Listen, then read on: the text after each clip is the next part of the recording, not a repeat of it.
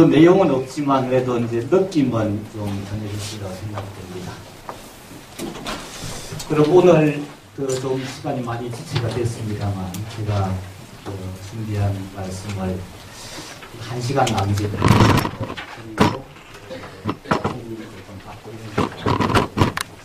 그리고 얼마 전에 우고 차베스가 죽었죠. 들어서 알고 있습니다만 쿠바의 피델 카스트로만큼이나 우리나라의 우고 차베스의 실제에 대해서 또 많이 왜곡되어서 전해지고 있는 것 같습니다. 그때 우고 차베스가 얼마 전에 죽었을 때 아마 가장 안타까워했던 사람 중에 하나가 제가 생각하기로는 아직도 이제 살아있습니다만 쿠바 혁명을 지도한 피델 카스트로가 아닐까 이런 생각입니다. 왜 그러냐면 사실은 쿠바가 존립하지 못했다면 차베스주의도 있을 수가 없습니다. 왜냐하면 차베스가 집권을 할 수는 있었지만 지금까지 그 권력을 유지할 수 있었던 비결이 어디 있느냐 하면 바로 쿠바의 의사와 교사들 때문입니다. 제가 오늘 이제 주로 드릴 말씀이 이와 연관이 되어 있습니다. 사실은 제가 쿠바에 이제 가기로 마음을 먹고 몇 가지 자료를 보고 하면서 가지고 있었던 의문은, 가장 큰 의문은 이전부터 그랬지만 그것에서 1991년에 소련이 해체되지 않습니까? 1989년에 동유럽이 붕괴되면서 그때 서방 세계의 언론, 주류 언론은 물론이고 심지어 학계에서도 대부분 쿠바와 북한이 곧 무너질 거다 이렇게 예견을 했습니다. 그런데 두 나라 다 무너지지를 않았습니다. 근데 이제 무너지지 않은 점은 동일한데 북한은 그 다음에 너무 이제 고통스러움을 많이 겪었고 지금도 사실 굉장히 고통스러워하고 있죠. 그런데 쿠바는 그것을 잘 타고 넘었어요. 사람들이 예측을 못했죠. 그 힘이 어딜까? 어디에 그런 힘이 있었을까? 이것이 이제 가장 큰 의문이었는데 바로 제가 오늘 여러분들에게 드릴 그 말씀의 주제가 바로 그겁니다. 오늘 아까 보니까 제 강의 제목을 쿠바 이웃 공동체로부터 한국 교육을 다시 생각한다 이렇게 되어 있고, 사실은 제가 갔다 와서 이제 문헌을 읽고 하면서 논문을 하나 쓴 것인데, 쿠바의 이웃 공동체에서도 핵심적인 두 축이 있는데 하나가 이제 학교고 하나가 보건소입니다. 병원하고 이제 학교라는 거죠. 차베스의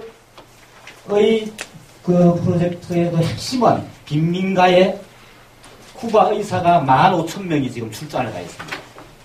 15,000명이면 어마어마하죠. 그죠? 의사 15,000명. 우리나라 보건소 몇 개쯤 됩니까? 10,000개 안 되거든요. 네. 그러니까 베네수엘라가 우리나라보다 인구가 적습니다. 그러니까 시골 곳곳에 다 들어가 있는 거예요, 지금. 쿠바 의사들이. 그리고 교사들이 몇천 명이 들어가 있습니다. 그러니까 이제 그 월급을 베네수엘라 석유값으로 된 거죠. 그래서 이제 짧은 시간에 문맹률과 빈곤율이 베네수엘라에서 급격히 떨어집니다. 그게 이제 밑바닥으로부터 기지의 기반이 되었고 차베스주의가 유지되어 온 비결이 되었듯이, 피델 카스트로가 혁명에 성공하고 난 다음에 맨 처음 착수한 사업이 바로 학교와 병원이었습니다. 굉장히 조건이 열하겠죠. 왜냐하면은 베네수엘라도 그랬지만 차베스가 집권하고 나서 의사들 거의 절반이 말하자면 미국으로 갑붙습니다. 쿠바 의사들도 카스트로가 혁명에 성공했을 때 거의 절반이 플로리다로 건너가 버렸어요. 없어요, 의사.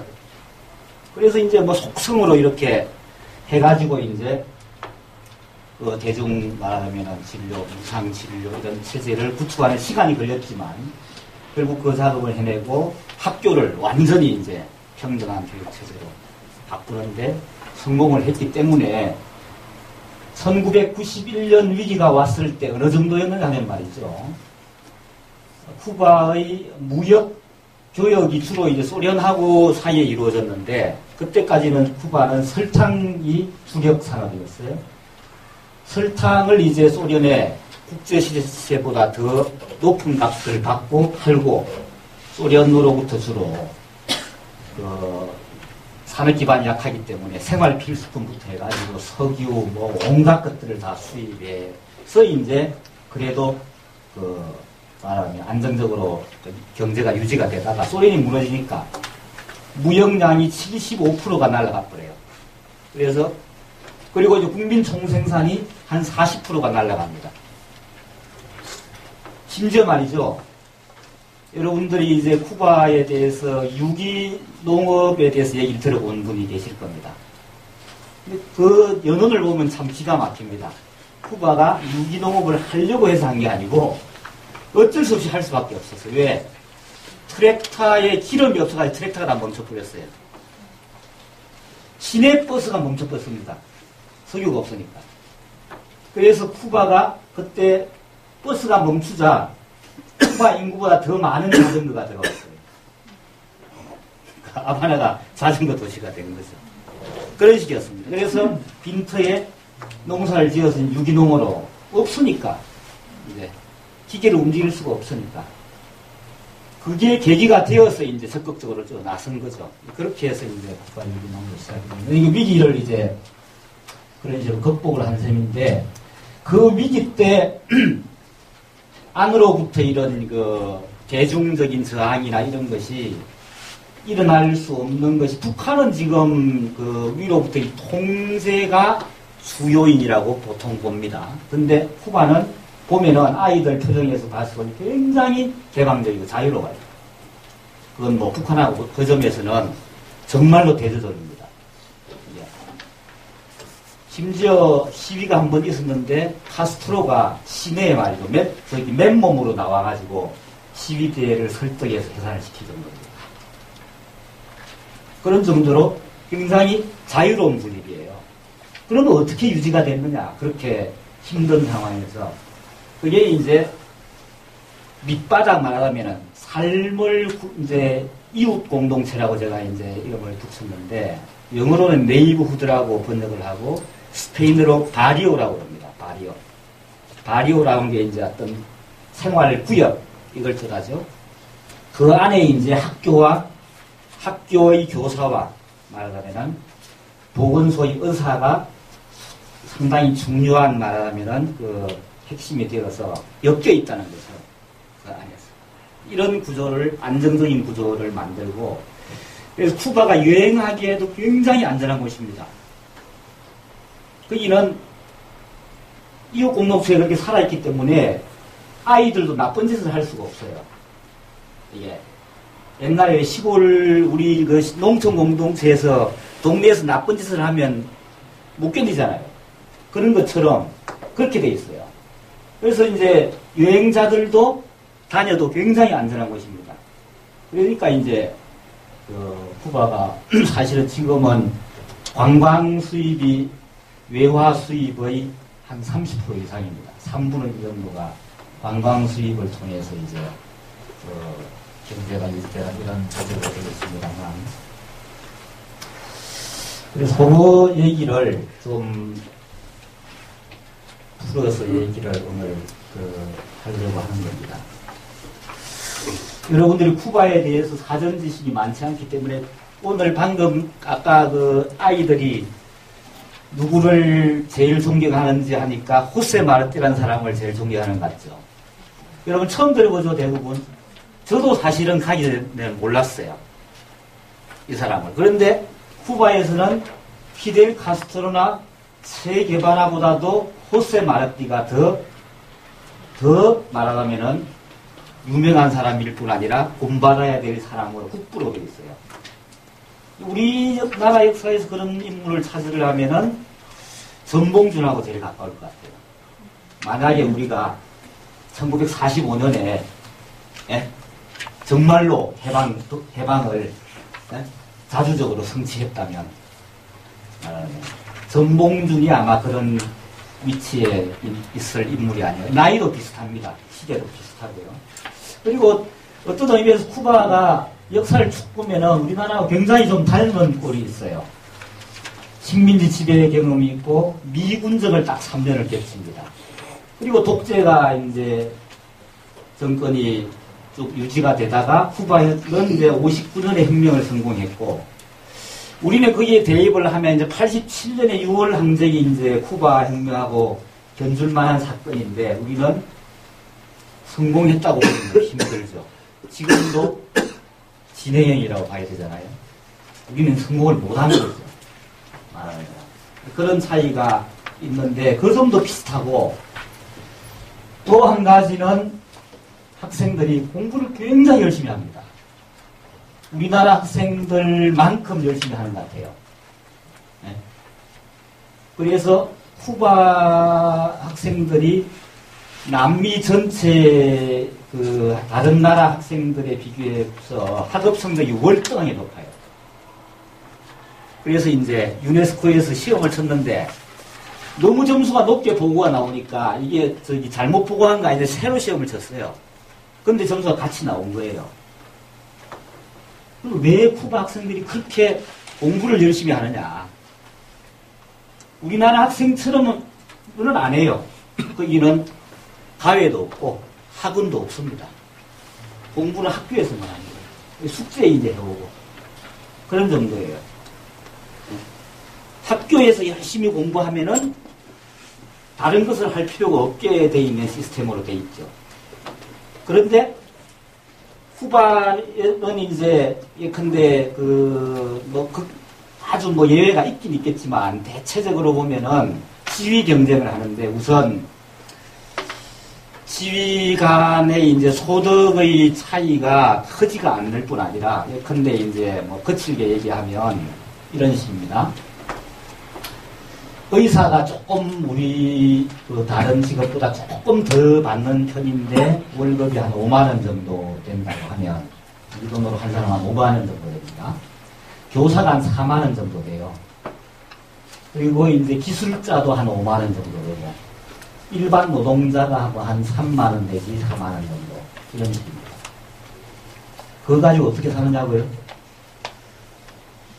사사부터. 그러니까 이제 거의 말하면은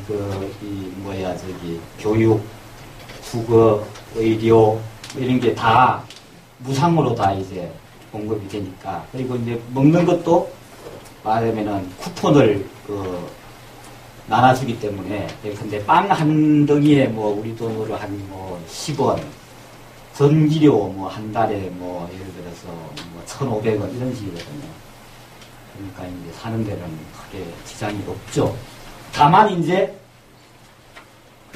맥주를 한 잔 마시려면 이제 이 거금이 들어요.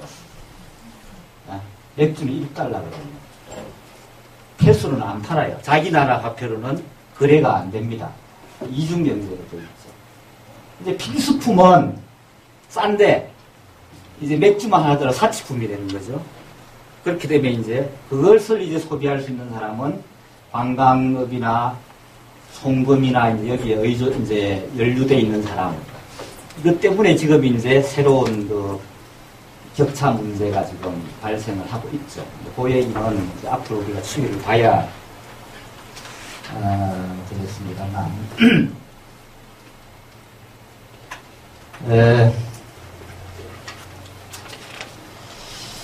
그래서 이 얘기를 지금 여러분들 지금 어느 수준에서 지금 제가 소개를 해야 될지 지금 조금 망설여진데 시간이 제한되어 있어서 어쨌건 쿠바라고 하는 사회가 혁명을 하기 전하고 이제 한 이후하고 이제 급격하게 바뀌었는데 그 바뀐 것이 위의 구조가 바뀐 것보다 그게 이제 존립할 수 있었던 것은 밑바닥, 그러니까 이제 우리가 말하는 이웃 공동체. 지금 우리가 이제 우리나라에서 최근에 나타나고 있는 움직임 중에 하나가 지금까지 이른바 민주화 운동의 단계에서는 정권을 바꾸면은 될 거다. 독재 정권을 무너뜨리고 민주정부를 세우면 뭐가 될 거다라고 추구를 해오다가 잘 안 되고 그것도 힘든 데다가 바꾸도 잘 안 되더라 말이지. 오히려 밑바닥 운동이 중요하다 해서 이제 지금 주민운동, 그 다음에 협동조합운동 이런 것들이 이제 비로소 시작되고 있는 거 아니겠어요? 이런 것과 연관해서도 쿠바의 이런 사례가 우리에게 상당한 이제 시사를 주지 않는가 이런 생각이 듭니다.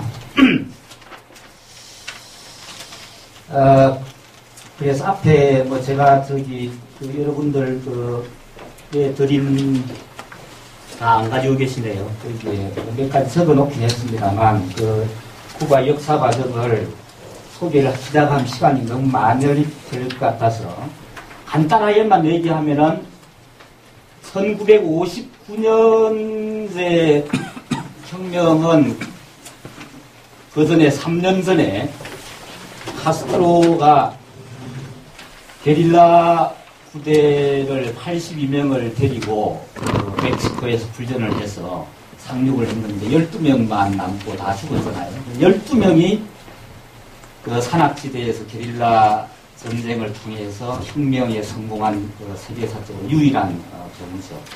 그러니까 나중에는 이제 사실은 1959년 1월 1일 날 혁명이 성공한 날은 거의 아바나 시내에 무혈 입성을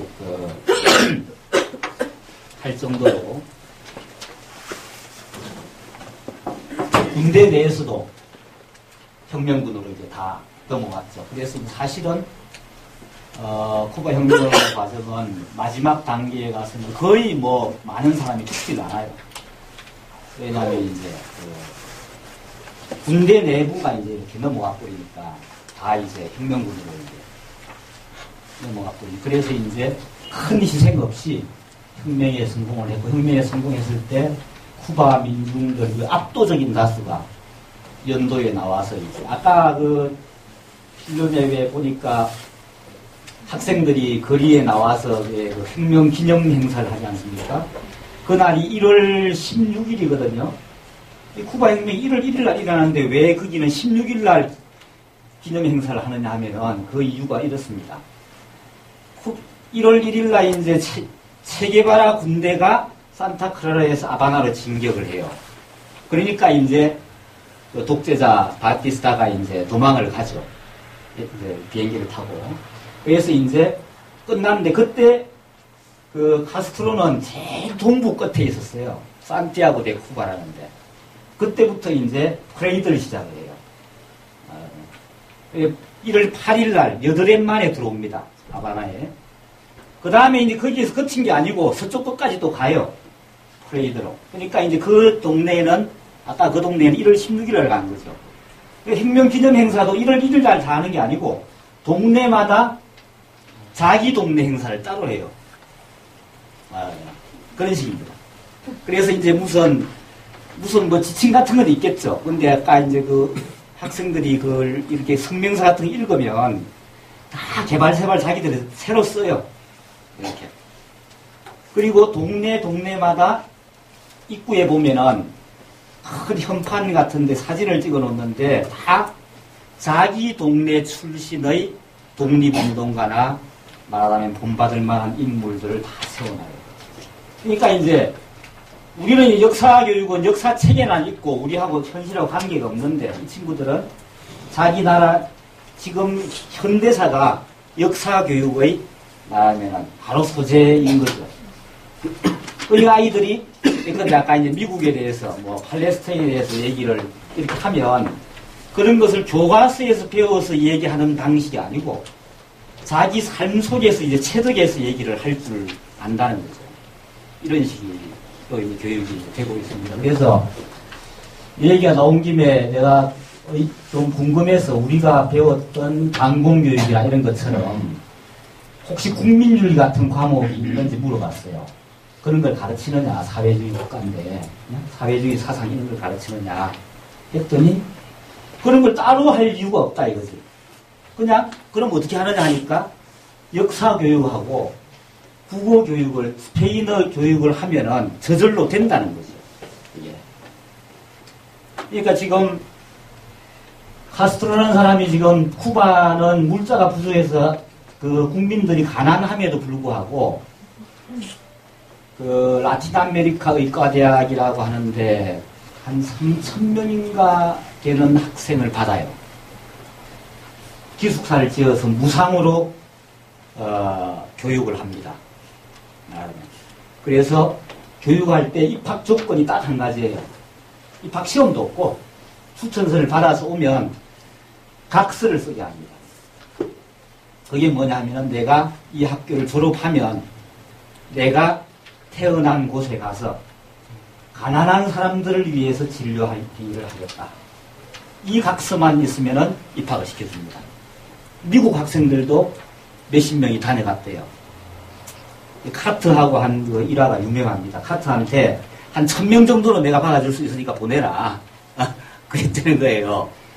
미국 학생들도 이제 다녀간 사례가 있을 정도. 그러니까 엄청난 비용을 쓰는 거죠. 거기에 대해서 쿠바 국민들이 다 알고 있죠. 그리고 또 이제 그 아까 15,000명이 베네수엘라 가 있다고 그랬는데 아프리카나 인도네시아 같은 데는 월급을 받는 게 아니고 무상으로 가서 활동하고 있는 의사들이 수천 명이 있습니다. 지금도. 그러니까 이제 근데 옛날에 뭐 지진, IT 지진 같은 거 났을 때 구대를 파견한다든지 이런 식으로 이제. 물론 이제 뭐 그 아프리카 내전 같은 데도 개입을 한 적이 있죠. 그런 방식으로 카스트로라고 하는 사람이 그 말하자면 그 자신의 말하면 사회 건립의 이점에 따라서 실천을 함으로써 국민들에게 그것을 정당화를 이제 구하고 그렇기 때문에 이게 중요한 힘이 되고 실제로 위기가 닥쳤을 때 하나의 에피소드를 또 소개를 하면 아까 그 나온 그 화면에 나온 그분이 한 얘기가 아까 거기는 소개가 안 됐는데 장애자 학교를 하고 이제 고아원을 방문을 했어요. 근데 거기에 그때 학교 예산이 91년도에 약 40% 이상이 삭감이 됩니다. 돈이 없으니까. 국민 총생산이고 40%. 학교에도 예산을 삭감을 했는데 장애인 학교와 고아원은 한 푼도 안 깎아요. 그건 뭔 얘기냐 하면은 가장 어려운 사람이기 때문에 우리가 많은 사람이 조금이라도 도우면 이 사람이 그러니까 이제 그 나머지 사람들은 내가 어려움에 처해졌을 때 나도 도움을 받을 수 있다는 확신을 가질 거 아니에요. 말로만 하는 게 아니고 그런 방식으로 이제 그 사회적인 연대를 만들어 나가는 이제 그런 철학을 실천을 하고 있다 이런 얘기입니다. 이것이 이제 교육 이념에만 반영되어 있는 게 아니고 교육의 제도 자체에 반영이 되어 있다는 거죠. 쿠바 교육에서. 그러면은 이제 지금 현재 쿠바 학교를 주로 제가 이제 말씀드리는 것은 지역 공동체의 관계에 대해서 말씀드리려고 하는데 고인이 전에 먼저 조금 역사적으로 어떻게 해서 그럼 이렇게 형성되었는지 하는 과정에 대해서 조금만 얘기를 하려고 합니다. 우선 쿠바라는 나라는 중남미에서도 좀 다른 나라하고 조금 좀 다른 점이 한 두 가지 있습니다. 하나는 딴 나라는 거의 19세기 초반에 스페인으로부터 독립을 했습니다. 1815년경에 대체로 다 독립을 했는데 쿠바만 유독 1898년까지 독립을 못했어요. 스페인이 쿠바라는 나라가 워낙 요충지고 이 경치도 좋고 이제 토지도 비옥하고 그 다음에 전략적 요충지고 해가지고 끝까지 오는 거 안 놔줬어요. 그래서 이제 결국 독립전쟁을 해서 거의 이길만 했는데 미국이 이제 들어와서 가로챘죠. 그래서 이제 미군정 3년을 거쳐서 남한 역사와 비슷하게 한 50년 동안을 미국의 거의 말하는 신식민지 상태에서 독재 정권이 유지가 된 그런 나라입니다.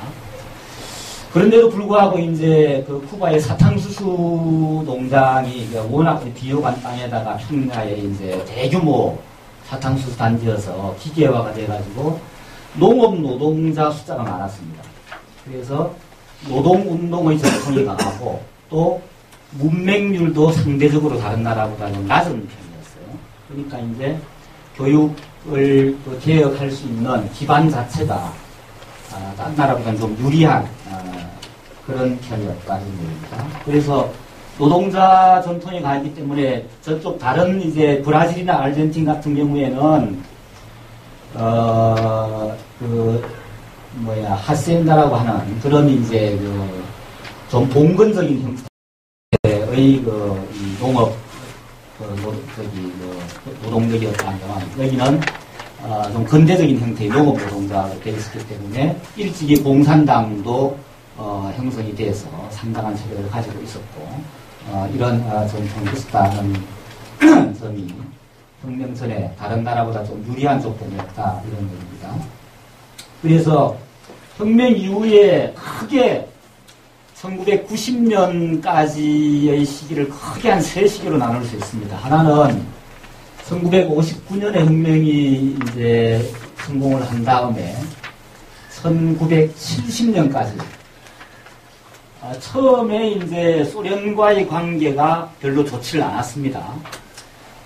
미국 때문에 할 수 없이 소련과 손을 잡았지만 체게바라가 이제 나오면서 정말로 쿠바에서 소련 같은 거 말고 진짜 사회주의 한번 만들어보자 이런 그 운동이 굉장히 거세게 일어나면서 소련과 약간 소원한 특히 쿠바 미사일 위기라고 하는 그 처리 과정에서 소련이 약간 배반을 했기 때문에 그런 이제 관계에 있어서 이때 1970년까지 체게바라의 사회주의 사상에 기초한 여러 가지 실험들이 행해집니다. 그런 시기가 있었고요. 그 다음에 70년부터는 이제 91년 소련이 망할 때까지 약 20년 동안은 소련 체제와 거의 비슷한 식으로 갑니다. 그래서 이제 이 시기가 사실은 쿠바로서는 경제적으로는 가장 안정된 시기였죠. 소련이라고 하는 이제 확고한 국연이 있었기 때문에.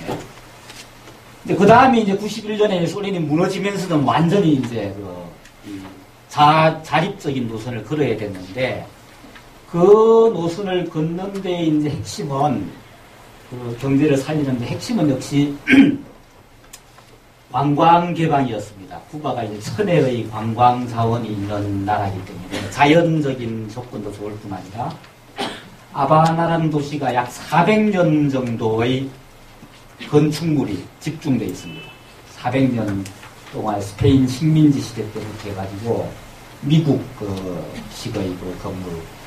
그러니까 아바나 시내의 유명한 건물 중에 하나가 이제 카피톨리오라고 이제 옛날에 국회의사당으로 쓰던 건물인데 그건 심지어 얼마나 미국적이냐면은 미국 국회의사당하고 설계도가 똑같습니다. 완전히 같습니다. 그런데 크기만 조금 커요. 미국보다 조금 크게 지은 그 사진을 보면은 미국 국회의사당이에요. 그런 정도로 이제 미국의 영향력이 컸는데 어쨌건 그런 건축물까지 아바나라는 도시가 좀 낡긴 했지만 건축물로서도 굉장히 이제 관광 자원이기 때문에 아바나 비에야 구아바나 같은 경우에는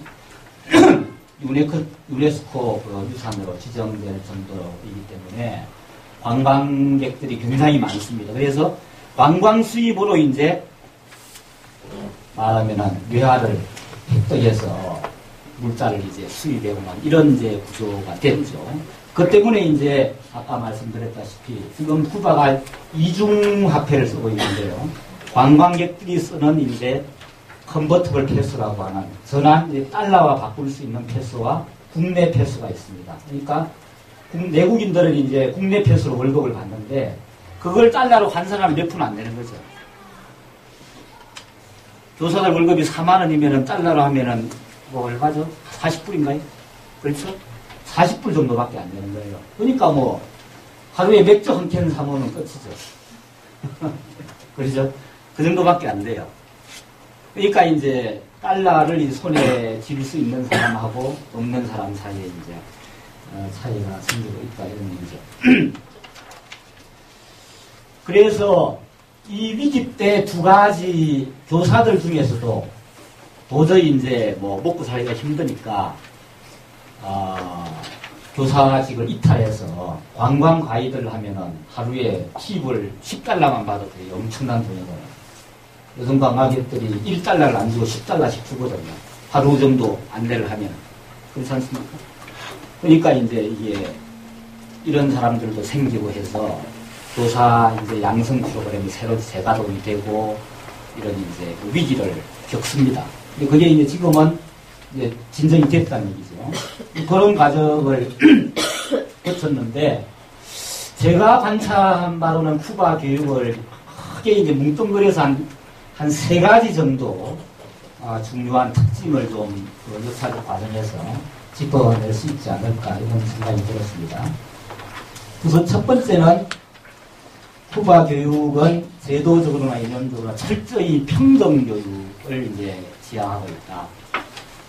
모두를 위한 교육, 모두를 위한 교육을 지향하고 있다는 점이 매우 중요합니다. 아까 제가 이제 장애인 학교나 고아원 예를 들었지만 지역적으로 예를 들어서 농촌에 교통이 좋지 않은 학교에 더 많은 지원을 하고 이를테면 이제 좀 이따 뭐 소개를 드리겠습니다만 초등학교가 한 9,000개가 있는데요. 그 중에 한 6,000여 개가 농촌학교고 10명 이하의 학교가 2,000개가 넘어요. 그러니까 이제 학생들이 벽지에 있으면 나와서 다니면은 불편하잖아요. 그러니까 학교가 이제 사람 있는 대로 들어간다는 얘기죠. 개념이, 철학이 그래요. 벽지로 있는 아들을 학교 나와라 해가지고 정부에서 학교를 글로 보내겠다 이런 얘기죠. 이런 방식, 그럼 비용이 많이 들죠. 우리는 이제 지금 소규모 학교를 계속 폐교를 시켜서 비용을 절감하는 방식으로 가는데 거기는 전혀 그런 방식으로 접근을 안 한다. 이런 것에서부터 여러 면에서 이제 제도적으로 평등 교육이 완전히 이제 되어 있다. 물론 이제 뭐 모든 아주 어릴 영아기부터 이제 대학, 노인대학까지 다 이제 교육기관 우상으로 되어 있는 건 물론이고요. 그 다음에 두 번째는 이제 이게 좀 약화되긴 했지만 교육과 노동이라고 하는 것을 이제 결합시키고 있다는 거죠. 이것은 이제 학생들의 학습이 근데 우리나라에서 이제 아동들이 가질 수 있는 생각 중에 하나는 이제 공부를 열심히 안 하면은 이제 노동을 해야 되고 편때 굴리려면 공부를 열심히 하라는 관념을 가질 수밖에 없도록 되어 있지 않습니까? 여기는 쿠바는 그걸 깨려고 노동과 교육은 분리될 수 없다는 걸 깨려고 엄청난 시도를 했어요. 물론 이제 실패한 것도 있고 하지만 근데 지금도 그걸 하고 있습니다. 그러니까 학생들이 노동하는 것을 의무적으로 초등학생부터 시간을 할애해가지고 하고 있고 그 노동도 이제 지역 공동체와 연관지어서 이제 하고 있고 특히 지금도 말이죠. 대도시에 있는 학생들, 대도시에는 인문계 고등학교가 없습니다. 아바나 시내에는 산티아고 데 쿠바 같은 큰 도시에는 인문계 고등학교가 없어요. 그러니까 대학을 가려면 인문계 고등학교로 가야 되는데 그러면 반드시 어디로 가야 되냐면 시골로 가야 돼요. 시골에 가서 일을 하면서 학교를 다녀야 돼요. 그 대신에 실업계 고등학교는 아바나 시내에 있어요. 얘는 일을 할 놈이니까 아바나에서 편하게 공부해야 된다 이거죠. 네? 그런 식의 제도가. 그래서 어떤 학생은 시골에 가기 싫어서 실업계 고등학교를 가는 학생들이 있어요. 기회를 이제 말하면 이렇게 이는 앞으로 대학에 들어가서 공부를 할 놈이니까 일이 뭔지를 좀 경험을 하는 게 좋겠다. 이런 식이죠. 이런 방식으로 이제 노동과 교육을 결합시키는 철학을 아직도 유지하고 있다. 그게 이제 여러 가지 실험을 했습니다. 학교를 농촌으로 해가지고 방학 동안에 학생들을 다 농촌으로 보내는 실험도 해봤고, 또 농촌 학교를 만들어서 오전에는 공부하고 오후에는 이제 일하고 해서 이제 말하면 그 안에서 자급자족할 수 있는 그런 학교 실험도 하고 했는데, 그것들은 대체적으로 실패를 했습니다. 그럼에도 불구하고 지금도 각급 학교에 노동시간을 배정하고, 특히 농촌 기숙학교를 지금은 이제 인문계 고등학교로 그런 방식으로 운영을 하고 있습니다.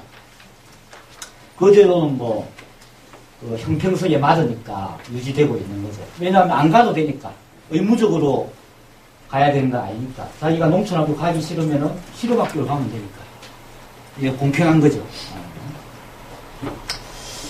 그 다음에 이제 세 번째 특징은 1961년에 본격적으로 시작해서 9달 동안에 이른바 문맹 퇴치 운동이라는 걸 했는데, 이게 이제 모델이 돼가지고 베네수엘라도 했고, 아프리카 여러 나라도 했고, 에쿠아도르, 그 다음에 볼리비아 이런 데서 이 1961년 이게 모델입니다. 이때 말이죠. 9달 동안 모든 학교가 문을 닫았어요. 쿠바에 있는 모든 학교가 문을 닫고 학생과 선생이 된 거죠. 어디로 가서? 시골로 가서. 그래서 그 1대1로 가르칩니다. 거기에 두 가지 목적이 있었어요.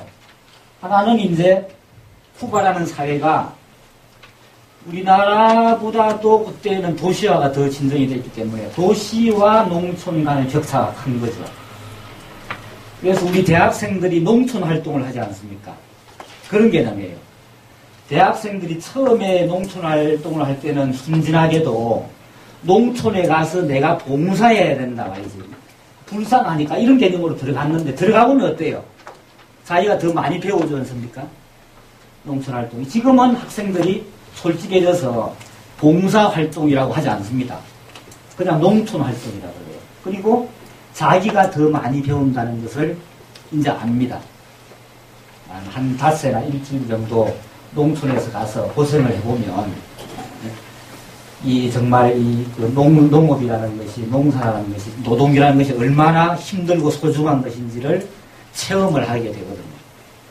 그런 식으로 자리를 잡았죠. 이때 문맹 퇴치 운동도 단순히 글을 깨치는 게 중요한 게 아니고, 도시에 있는 교사와 학생들, 엘리트들이죠, 그 사회에. 그 엘리트들이 농촌에 있는 말하는 무지한 사람들과 접촉할 수 있는 기회를 일부러 카스트로가 만든 거죠. 혁명 세력이. 그렇게 함으로써 국민 통합을 이제 이루려고 했던 거다. 그러니까 문맹 퇴치라고 하는 것은 사실은 겉으로의 말하자면 목적이었고, 실제는 농촌과 도시 사이의 이질감의 극복, 이게 더 큰 정치적 의도가 있었고, 실제로 그것으로 인해서 많은 부분 성과를 거뒀다 이렇게 볼 수 있습니다. 그래서 9달 만에 거의 97% 정도 그를 깨치게 되는 성과를 거뒀습니다. 지금 최근에 베네수엘라가 이 운동을 전개해서 베네수엘라도 지금 문맹률이 급격하게 좀 떨어졌죠. 사베스가 그 밑에 사회를 개혁한 그 모델의 원본이 사실은 카스트로본이에요. 그러니까 굉장히 밀접하죠. 근데 이제 차베스가 그걸 자기가 완전히 이렇게 만들어내지 못하고, 지금 이제 4월달에 선거가 예정되어 있는데, 집권을 계속 하더라도 차베스와 같은 이런 이제 상징적인 리더십이 있는 경우와 없는 경우가 다르기 때문에 대중들은 떠올라 있는데, 이게 이제 어떻게 될지는 아직은 정확하게 예측하기는 힘듭니다만.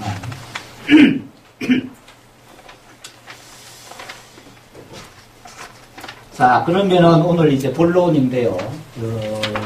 쿠바의 학교가 이제 어떻게 지역 공동체와 연결이 되어 있느냐, 이런 얘기입니다. 우선 초등학교가 그 인상적인 것이 우리나라는 이제 서울이나 이런 데 대도시 가면은 초등학교가 막 엄청나게 큰 데가 많지 않습니까? 학교가. 그러니까 뭐 같은 학교를 다녀도 자기 학교 학생인지 자기 학교 선생인지도 모르고 이제 다니고 이런 경우가 있지 않습니까? 쿠바는 큰 학교가 없습니다. 그래서 아까 그 학교가 굉장히 큰 학교예요. 그 소개한 학교가. 교사가 한 40명 정도 되고 학생이 한 200여 명 정도 됐잖아요. 그죠?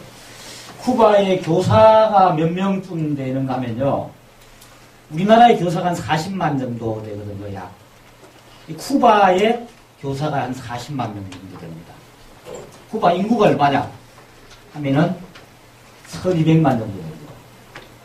그러니까 인구당으로 하면은 30명에 한 명이 교사입니다. 그러니까 이제 노인하고 어린이 빼면 한 10명에 한 명이 교사예요. 길에 가다가 부딪히면 교사입니다. 교사가 그렇게 많아요. 예. 그러니까 이제 예컨대 장애인 학교나 이런 데 가면은 교사 학생 비율이 1대3, 1대4, 1대2 이런 정도 됩니다. 초등학교가 1대 한 10.1인가 11인가 그래요. 중등학교 1대 10 정도 되고. 그런 식으로 교사가 많습니다. 학교가 작아요. 그리고 학교에 버스를 타고 다니는 거의 없습니다. 전부 자기 동네 안에 있어요. 자기 동네. 걸어 다닙니다. 도시건 시골이건 간에 다 걸어서 다니죠. 그리고 선생이 자동차로 출퇴근하는 경우는 물론 없고 버스로 출퇴근하는 게도 거의 없습니다. 그 동네 삽니다. 예. 그 동네 사는 게 원칙으로 되어 있나 봐요. 그러니까 이제 시골의 학교를 가면은 시골 학교에서 살아야 돼요. 우리나라는 지금 어때요? 지금 우리나라가 지금 이웃 공동체에서 가장 큰 문제 중에 하나가 교사들이 학교에 왔다가 집에 가쁩니다. 학교가 텅 비었고요. 학생들은 학교에 왔다가 학원으로 가쁩니다. 학교라는 기능이 그 안에 말하면 이렇게 돼 있지 않고 완전히 그냥 수단화되어 있는 거죠. 어떤 수단? 졸업장이 있어야 상급 학교로 진학을 하니까. 이렇게 돼 있는 거죠. 그런데 쿠바의 초등학교는 거기가 바로 그 선생과 학생과 학부모들이 같이 이제 항상 부딪히는 이제 공간으로 되어 있다 이런 얘기죠. 이 학교라고 하는 건물도 우리나라는 이제 학교라는 건물이 다 격식이 있는데 그 아바나 시내 같은 데 가면 어디가 학교인지 알 수가 없어요. 학교 간판도 말이죠. 요만해요. 오늘 요만해요. 지나다가 보면은 아이들이 막 이렇게 아바나 시대를 걷다가 보면 우리가 공식적으로 견학도 했지만 다니면서 그냥 학교에 우리가 불쑥 들어가 보는 학교가 몇 학교 있어요. 애들이 놀고 있어서 들어가 보면 뭐 이거 학교예요. 우리 같으면은 뭐 커피숍 비슷한데 들어가 보면 안에 이제 이렇게 옛날에 무슨 어떤 용도로 쓴 건물인데 이제 거기가 학교라는 거예요. 그러면 이제 시내는 운동장을 어떻게 쓰느냐 하면은 근처에 있는 공원이 운동장이에요. 애들이 일과 시간에 공원에서 놀고 있어요. 뭐 하는 거냐 물어봤더니 체육 시간이래요. 그런 식인데, 그러니까 학교라는 공간도 주민들이 모일 뿐 아니라 학생들도 공동체 안에 계속 있는 거죠. 그리고 아까 이제 얘기를 저기 나왔지만 그 조그만 소도시에서도 이제 동네 운동장이 있으면 거기에서 학생들이 이제 체육 시간에 하고 방과 후에 주민들도 거기서 이제 울리고 이런 식으로 이제 돼 있다는 거죠. 아까 학벌은 변사에서 대학 도서관 개방 운동을 한다고 하는데 대학 도서관에 일반 시민들이 들어가서 공부 좀 한다고 해서 학생들이 방해받을 거 없거든요. 그렇지 않습니까? 텅텅 비어있는 공간인데 만든 얘기죠. 근데 그것이 이제 거기는 일상화되어 있다는 거죠. 이 얘기가 나왔으니까 최근에 이제 쿠바에 그 이전에 이제 문명 퇴치 운동을 하고 중등 과정을 하고 이렇게 하다가 이제 지금 나이가 다 들어가지고 이제 그럴 필요가 없어졌죠. 다 지금 학령이 말하면은 학력 수준이 우리나라만큼 높아요, 지금. 지금 혁명한 지 50년이 지났으니까 세대가 흘러가지고. 지금은 뭐냐 하면은 노인대학이 이제 굉장히 그 인기예요. 노인대학은 뭐 하는 거냐 하면은 우리나라 사람들이 고정관념은 노인이 대해서 제일 불편한 경우에 돈이 없어서 불편하다는 거예요. 그렇죠? 돈이 없이 재밌게 살 수 있는 방법이 뭔지 알아요? 노인대학에 가는 거예요. 그게 돈이 안 들거든요. 이게. 그래서 이제 아바나 대학에 심리학과 교수 한 분하고 교육학과 교수 한 분하고 그 다음에 그 사회학과 교수 한 분이 프로그램을 만들어가지고 실험을 했어요. 자, 노인들 중에 근데 의사 출신으로 은퇴한 분도 있고 교사 출신으로 은퇴한 분도 있고 뭐 발전소 있다가 은퇴한 분들 이런 분들이 있을 거 아니에요. 이런 분들이 자기가 젊었을 때 일하던 분야 전문 분야에 대해서 노인들 앞에서 이제 약간 식견 같은 사람이 이제 강사로 나서고, 네? 이제 청중들은 이제 노인들이 이제 돈이 없으면 갈 데가 없지 않습니까? 그래서 이제 모이고 공간은 대학 강의실을 이제 야간과 주말에 이제 제공을 하는 거죠. 돈이 전혀 안 들고 강사도 자원봉사죠. 왜? 자기 얘기하면 재밌으니까. 그죠?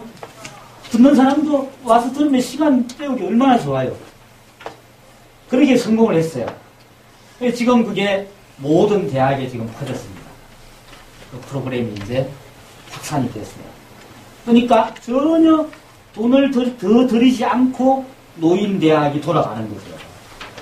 이게. 그러니까 이제 자본주의적 방식하고 생각이 다르잖아요. 자본주의에서는 돈이 안 되면은 일을 못 하는데, 여러분들이 그 쿠바에서 무상교육을 한다 그러면은, 쿠바는 우리나라보다 국민소득이 많이 높은가 보다 이렇게 생각해 천만에 많았어요. 국민소득이 우리나라 한, 지금 3분의 1이나 4분의 1도 안 될걸요. 돈으로 하는 게 아니죠. 왜 국민소득이 낮은데 교사가 우리보다 4배나 많아요? 그렇죠? 우리나라 지금 실업이 문제인데 그 일자리를 조금 나누어서 다 교사하려는 사람이 그렇게 많은데 다 교사 시키면 다 취직하잖아요. 그렇죠? 왜 안 되죠? 이게 자본주의 시스템이기 때문에 안 되는 거죠. 그 얘기는 그러니까 말하면은 월급을 4만 원만 받으면 사니까 교사를 하건 안 하건 간에 국가에서 의료비도 돼야 되고 다 해야 돼요. 그러니까 뭐 교사가 늘어나도 국가 재정이 그렇게 부담이 안 돼요. 그런 시스템이라는 거예요. 시스템을 그렇게 만들면. 그러니까 우리나라는 그렇게 사람들이 움직이면 빼가는 자본가들이 있는 이 자본주의 시스템인데 거기는 일을 이제 이렇게 나눌 수 있는 시스템으로 이제 부족하기 때문에 그렇다 이런 겁니다. 노인대학 얘기를 한 것도 이제 그 안에서 지역 그 공동체 안에서 이제 사람들이 어떻게 이제 조직하느냐 이런 이제 문제와 연관이 되어 있다는 겁니다. 아까 이제 말씀드렸다시피 그래서 학교의 규모가 작을 뿐 아니라 지역 공동체를 중심에 놓고 이제 학교가 움직이는 게 구조로 되어 있다. 학교에 이제 사람들을 이제 불러들이는 이런 방식이 아니고, 그리고 아까 말한 노동교육도 지역 공동체와 밀접한 연관을 맺고 있다. 이런 것을 들을 수 있겠습니다. 그다음 두 번째는 교사입니다. 쿠바에서 교사라는 직업은 우리나라 교사들만큼 우리나라 교사는 지금 학생들이 보통 학생들이 소망하는 직업 중에 하나지만 사회적 위신은 그렇게 높지는 못한 직업에 속하잖아요. 왜냐하면 선생님 해먹기가 너무 힘드니까 한마디로 그런 직업이거든요. 말하자면은 아이들을 가르친다는 자부감을 느끼기 힘들게 만드는 시스템이잖아요. 우리나라 교육 시스템이 공부하는 기계를 잘 훈련시키는 뭐 이런 정도에 그치니까. 근데 쿠바의 교사들은 굉장히 그 지역 공동체에서 진정으로 존경을 받습니다. 굉장히 우리가 선망하는 직업이에요. 교사라는 직업. 월급이 많지는 않지만. 그래서 이제 교사가 되려고 하는 우수한 그 학생들이 교사가 되려고 하고, 교사가 되면은 존경을 받으니까. 그야말로 학생들로부터가 아니고 학부모로부터. 그리고 이제 아까 말했다시피 교사가 어디 있다고요? 그 동네에 살거든요. 자기 아이를 가르치는 교사가 자기 이웃이에요. 그 이웃을 동네 마을회에서 만나요. 그러면은 그 교사와 이제 또 하나는 의사예요. 이제 의사도 조금만 얘기하면 쿠바 의료 시스템이 3단계로 되어 있는데요. 기본적으로 150 가구당 의사가 한 명씩 배치가 됩니다. 의사, 간호사 한 명. 이게 보건소죠. 그래서 이제 쿠바는 치료가 이제 그 치료 쪽이 아니고 예방 쪽이 이제 담당이죠, 그러니까 담임교사 비슷하게. 그래서 의사는 월급을 받기 때문에 환자들한테 치료비를 받는 게 아니고 국가로부터 월급을 받기 때문에 의사는 환자가 많으면 어떻게 돼요? 피곤하죠. 그렇죠? 안 아파야 돼요. 그러니까 미리서 150가구 정도는요, 몇 바퀴 돌면 한 1, 2년 근무하면 숟가락이 다 파악됩니다. 그래서 누구 집에는 어디가 어디가 안 좋은데 해가지고 동네에 사람들 계속 물어보는 거예요. 가서 이제 방문을 해가지고 또 이제 하고. 그래서 이제 예방을 하는 거죠. 그래서 자기가 치료할 수 없는 건 이제 상급 의료기관으로 보내고. 쿠바의 의료 기술은 상당한 수준입니다. 특히 안과 쪽은 몇십만 명을 백내장 안과 시술을 라틴 아메리카 여러 나라 무상으로 가야 됐어요. 가서.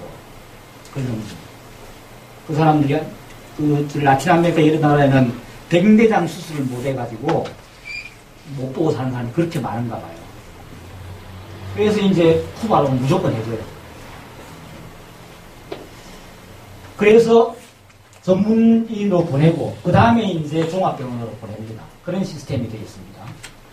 그래서 이제 이 사람은 보건소 의사는 이제 병이 안 나게 하는데 이제 관심이 있기 때문에 그래서 그런 통계가 지금 쿠바의 의료 수준이나 건강 지수를 보면은 미국인보다 더 높아요.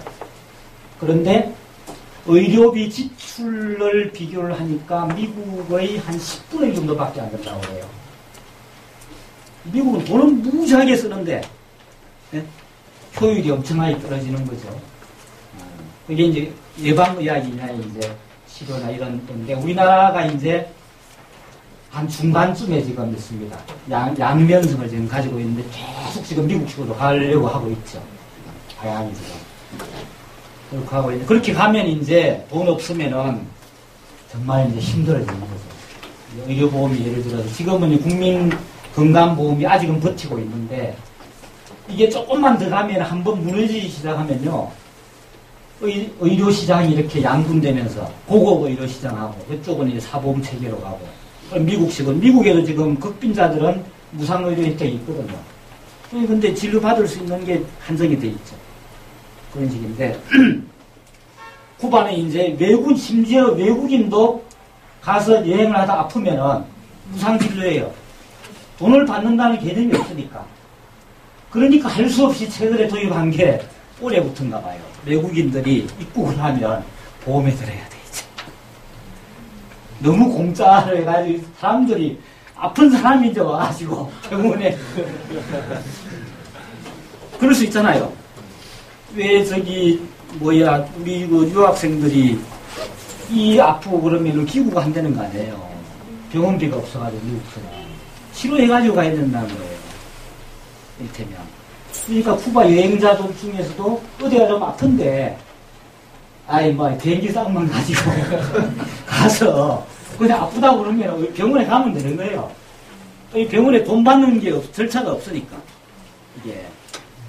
그래서 할 수 없이 이제 여행자한테 하루에 얼마 해가지고 의료 보험료를 받아요. 이 보험료 그걸 해야지. 쿠바는 입국할 때 비자가 없거든요. 비자가 없는 이유가 뭐냐면 참 재밌습니다. 미국 사람들 때문이에요. 미국 사람들은 지금도 쿠바에 입국하면 불법이에요. 벌금이 우리 돈으로 몇 천만 원 정도 되는가 봐요. 징역을 갈 수도 있고. 적성국이에요. 쿠바하고 미국이. 그래서 미국 시민은 합법적으로 쿠바 입국을 할 수가 없습니다. 그런데 미국 시민은 그 몇십만씩 다녀가요. 어떤 식으로 다녀가느냐 하면 비자를 내면은 증거가 남잖아요. 여건에. 그죠? 비자를 안 써요. 미국 사람들 때문에. 그래서 이제 딱 들어오면은 요만한 표대가리를 호스켓을 딱 찍었다가 나갈 때 딱 떼요. 그래 이제 증거가 안 남죠. 미국 사람들 때문에. 미국 사람만 그러고 한국 사람한테 찍으면 안 되잖아요. 평등하게 해야 되니까. 내가 가도 이제 쿠바 갔다 왔던 증거가 없습니다. 여건에.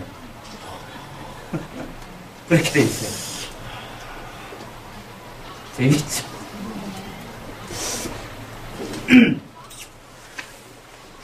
그래서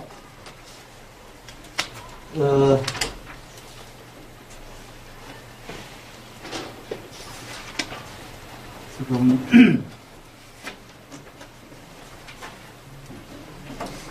네, 교사들 얘기를 좀 더 하면은 교사들이 그래서 이 사회적인 지위가 존경을 실제로 그 동네에서 이제 존경을 받는 사회적 지위를 갖고 있기 때문에 교사가 굉장히 우수합니다. 우리나라 교사도 세계적으로 지적인 수준에서는 굉장히 우수한 편에 속하죠. 세계에서 아마 쿠바 교사하고 지적인 수준에서 삐까삐까할 겁니다. 네. 이제 말하면 EQ가 좀 문제가 좀 있습니다. EQ는 굉장히 다르죠. 쿠바 교사가 이제 학생들이나 동네에서 가지는 자부감과 비교하면은 우리나라 교사들은 좀 그렇죠. 입시 기계 뭐 이런 식으로 이제 대접을 사람들이 보니까. 그래서 이 사람들이 그런 그 교사의 말하면은 자존감이나 이런 것들이 학생들한테 바로 전해지지 않겠어요? 그렇죠? 우리 학생들이 우리 선생이 어떤 처지에 있다는 걸 아마 중학생 정도만 하면 다 알걸요. 예. 그러니까 선생이 큰 소리 하면은 저 별로 자신이 없는 선생이다. 이렇게 하는 거 다 압니다. 큰 소리 치면 권위주의적으로 나오면 권위가 없기 때문에 권위주의적으로 나온다는 걸 알아요. 무슨 아이들이 뭐 얼마나 좋아합니까? 이전에 저도 알았는데. 저도 중학교 때 선생님을 분간할 때 권위주의적으로 나오면은 꼽혀요. 이 사람은 권위가 없으니까 권위주의적으로 나온다고 나는 딱 그 기준으로 판단을 했습니다. 정말로 이제 권위 없는 것처럼 하는 선생은 내가 존경심을 불러일으키는 이제 이런 선생이었고, 막 이렇게 윽박지르면은 이 선생은 이건 이게 별로 자신이 없는 사람이다. 왜냐면 내가 꼬마인데, 예? 나한테 그럴 이유가 없잖아요. 그렇지 않습니까? 그런 의미에서 교사들이 우수할 뿐 아니고 지역 공동체 안에 있기 때문에 지역 주민이에요. 지역 주민입니다. 그러니까 이제 우리나라 교사들이 지금 현재 처해 있는 가장 큰 문제 중에 하나가, 이전에 우리도 시골 교통이 불편할 때 시골 학교 교사들과 그 학생들과 마을 주민의 관계가 있었지 않습니까? 그죠? 그때 교사는 마을 주민으로부터 존경받고 학생들한테도 인정받고 그런 교사였거든요. 그래야 교육이 제대로 됐죠. 근데 지금은 딱 가르치고 땡 하면 집에 가보는 거예요. 없어요, 지금.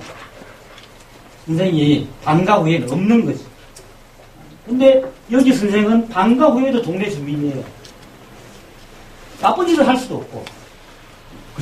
그러니까 교사가 전면적으로 동네 사람들하고 만날 수밖에 없습니다. 학생들뿐 아니라 학부모들한테. 그러면 이제 자기 삶의 전부인데 교실에서 이렇게 좋은 소리 하고 저 동네 가서 나쁜 짓 하고 할 수가 없는 거죠. 이게. 그런 식으로 이제 사회가 조직되기 때문에 이른바 마을 공동체라고 하는 것이 굉장히 안전합니다.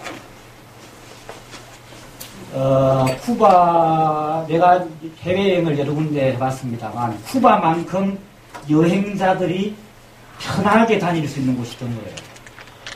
전혀, 이중의 의미에서 그래요. 자체로 이미 그렇게 내면화가 돼 있고, 또 이제 이 사회주의 국가이기 때문에 공권력이 좀 세잖아요. 조금이라도 뭐가 문제가 생겼다 하면은 막 금방 쫓아옵니다. 예. 그러니까 이제 그런 치안도 확보되어 있을 뿐 아니라 그 전에 공동체 자체가 굉장히 안정되어 있는 거죠. 나쁜 짓을 하기가 힘든 이렇게 되어 있는 거죠, 이게. 그런 점이 이제 교사로서도 이제 교사라는 직업을 가진 사람도 이제 할 만한 직업이죠. 정말로 이제 동네 사람으로부터 방과 후에는 주민이 되어서 동네 사람들로부터 이제 인정을 받고 존경을 받고 그래서 이제 우리식으로 하면 반상회라고 하는 CDR이라고 하는 이제 그 말하는 동네 자치기구가 있는데 거기에 이제 아까 이제 의사 얘기하고 의사와 교사가 이를테면은 말하면은 그 가장 전형적인 말하면은 그 지식인 리더예요. 그렇게 될 수밖에 없죠. 다른 직업을 가진 사람은 고수고 의사가 뭐 한 7만 명, 교사가 한 40만 명 이렇게 되니까 의사도 무지하게 많아요. 지금 이제 베네수엘라에 의사를 지금 15,000명을 파견해놓고 있어요. 아니 그렇죠. 의사를 15,000명. 교사도 몇천 명이 지금 가 있습니다. 차베스주의를 떠받치는 물적인 토대가 이제 거기 있는데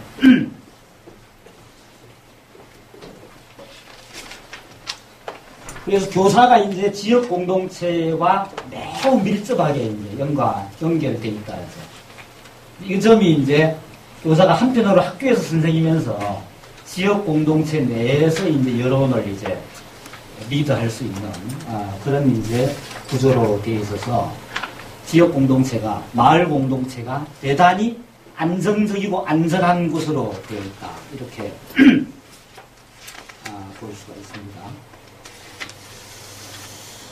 그 다음에 이제 그 지역 공동체 안에 그 기구들이 있는데요. 이게 이제 뭐 제일 중요한 기구가 CDR이라고 혁명수호위원회라고 이거는 이제 그 쿠바의 이제 미사일 위기 이런 걸 거치면서 우리식으로 하면 이제 뭐 반상회죠.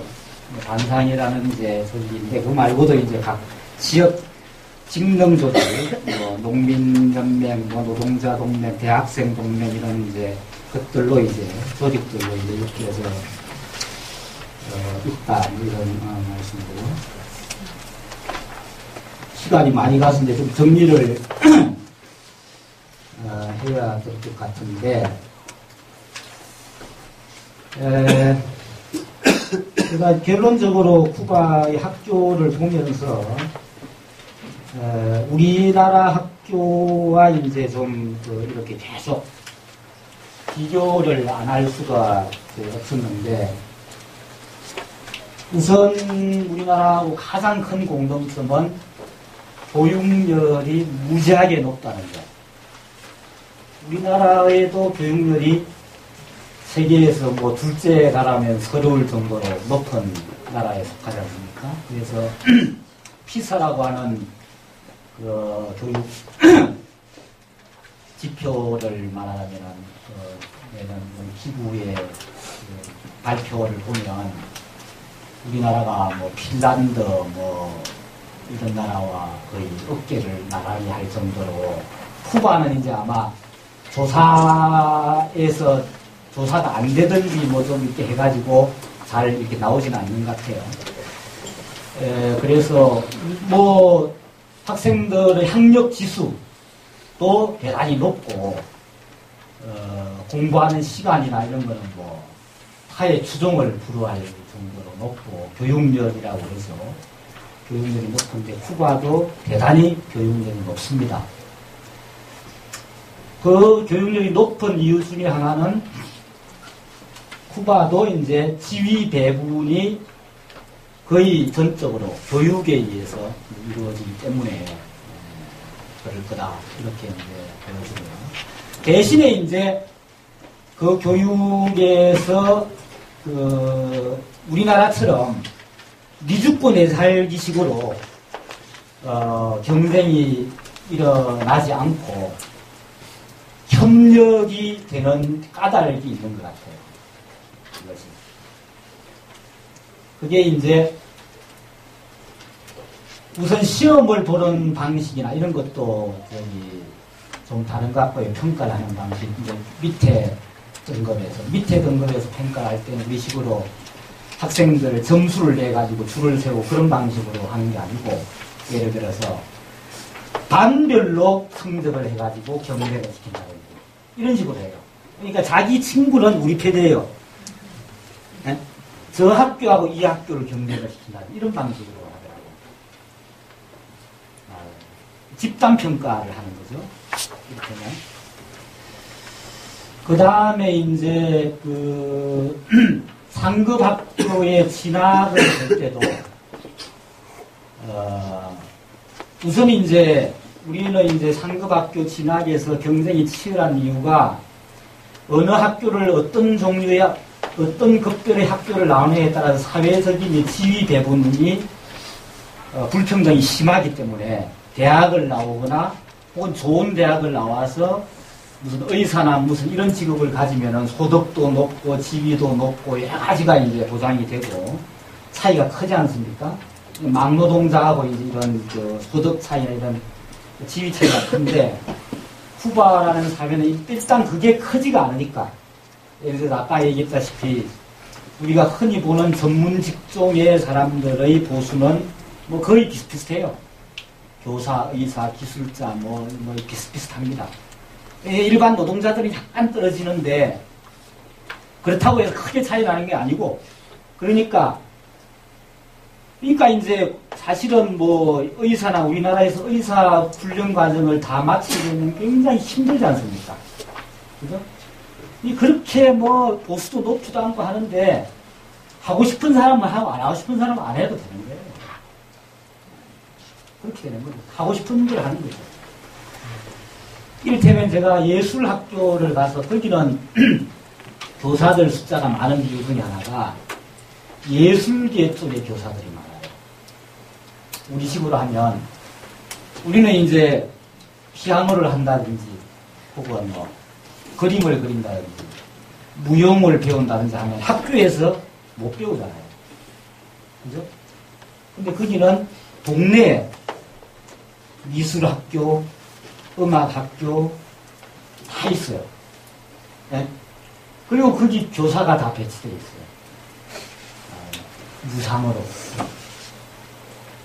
그러니까 교사 많은 이유 중에 하나가 그거예요. 그러니까 이제 나는 그림이 좋다 그러면은 그림만 그려도 평생 살 수 있어요. 화랑이 있는데 예를 들어서 관광객들이 한 달에 한 점만 사가도 뭐 운영할 수 있는 거예요. 일테면. 그래서 아바나 시내에 가면은 화랑이 그렇게 많아요. 그림만 그리고 앉아있는 거예요. 그리고 또 어떤 사람은 이제 연주만 하고 있고. 그래서 예술학교에 시험을 치는데요. 우리가 각 5사람이 시험을 쳤는데, 내가 예를 들어서 뭐 악기를 뭐 한다 그러면, 음악을 한다 그러면은, 악기를 연주를 하는 시험을 치는 게 아니고, 얘가 음에 대한 감각이 있는지를 테스트를 하더라고. 아무도 만져보지. 그러니까 거기 와서 악기를 처음 다뤄보나 해요. 소질을 보는 거예요, 소질을. 어떻게 하느냐, 우리도 시험을 쳤어요. 몇 가지 박자 뭐 하고 이렇게 시키더라고요. 5명이 시험을 쳤는데 2명만 되고 3명은 떨어졌어요. 그런 식으로 이제 하는 거예요. 그래서 이제 그게 떨어져도 뭐 별 상관 또 다른 거 하면 되니까. 안 해도 굶어 죽을 염려가 없으니까. 오히려 이제 안 하려고 하는 게 문제죠. 그래서 이제 그 얘기는 제가 오늘 시간에 소개를 자세히 못 드렸는데, 최근에 2002년도부터인가 교육제도를, 중등학교 교육제도를 완전히 바꿉니다. 왜냐하면 애들이 공부를 안 하려고 하는 거예요. 왜? 공부를 안 해도 먹고 사는데 지장이 차가 없거든요. 그러니까 맨날 농땡이 치고, 이제, 우리가 가서도 이제 아직도 그런 애들이 몇 명이 있더라고. 이제 아바나 시내 앞바다에 나와가지고 놀고 있는 거예요. 일과 시간 뒤에 공부할 시간인데, 방학도 아니고. 딴 놈들은 다 학교에 있는데, 야, 너 왜 여기 있냐? 이게 씨 웃더라고, 이런 거지. 땡땡이 치고 나온 거예요. 그래서 이제 지금 중학교 과정을 말이에요. 중학교 과정을 국어, 수학, 사회 이런 식으로 안 가르치고 2명의 담임 선생님이 가르치는 거예요. 전혀. 네. 그래서 그걸 실험을 했는데 처음에는 막 난리가 났대요, 교사들이. 중학교 과정을 선생 둘이서, 네? 한쪽은 크게 이제 문과, 이과만 나눠가지고 난리가 난 거예요. 근데 지금은 정착이 돼가지고 학생들이 땡땡이 치는 아이들이 거의 없다는 거예요. 왜냐하면은 어차피 고등학교 때 똑같은 걸 새로 배우는데 중학교까지는 정서 관리와 전인적인 교육이 더 중요하다. 전문적인 교육보다도. 그걸 통합 교육 과정이라고 합니다. 그 실험에 자체적으로는 성공한 걸로 평가를 하고 있습니다.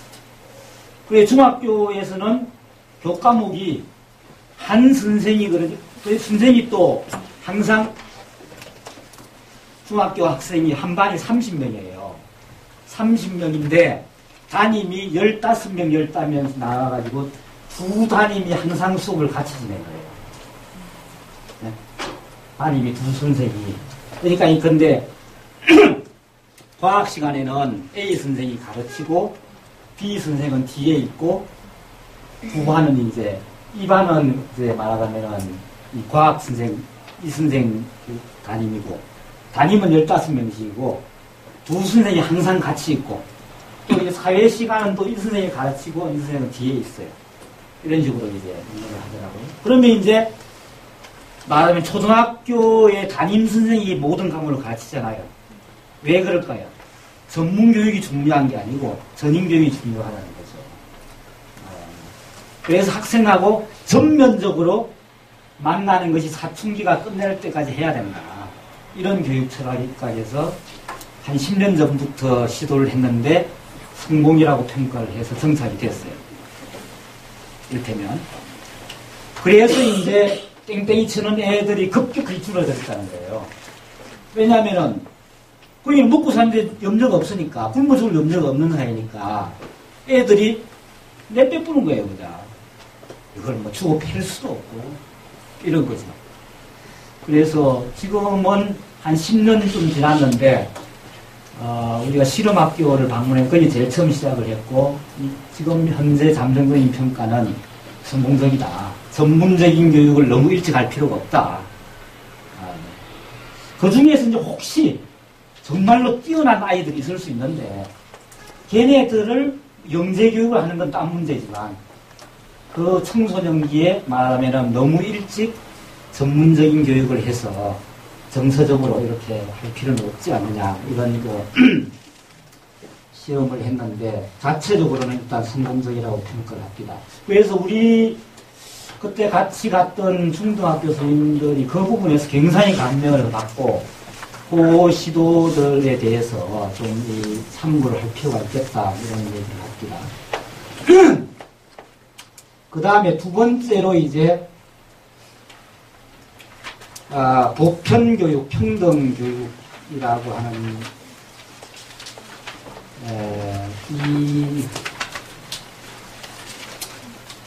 그것이 모든 제도에서 정말로 이게 항상 제일 원칙이에요. 그래서 참 교육의 철학이 중요하다. 어떤 차별도 있어서는 오히려 약자에게 더 많은 그 기회를 줘야 된다. 이런 거죠. 그래서 이제 장애인 교육하고 고아원하고 이런 학교는 훨씬 더 많은 자원을 투여를 해요. 그렇게 함으로써 다른 사람들에게 주는 효과는 뻔하죠.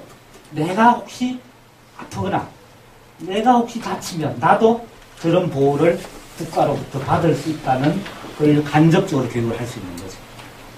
그러니까 나는 보호받고 있다. 이 공동체로부터, 우리 사회로부터.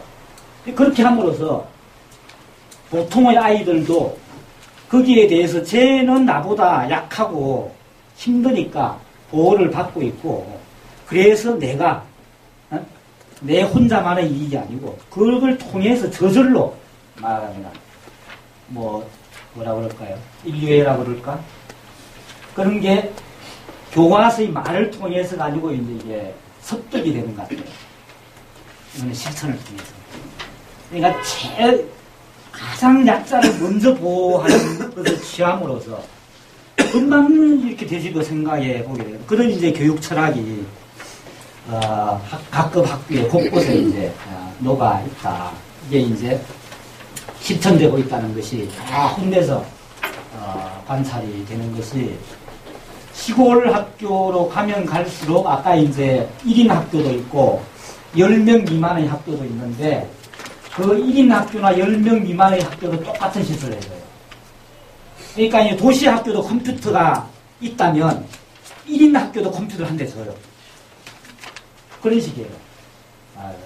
그러니까 가장 열악한 쪽에 먼저 이렇게 이제 이런 식으로 이제 그 정책을 그래서 이제 그게 진짜 그 형식적인 평등이 아니고 실질적인 평등을 이제 개장한다 이런 얘기예요.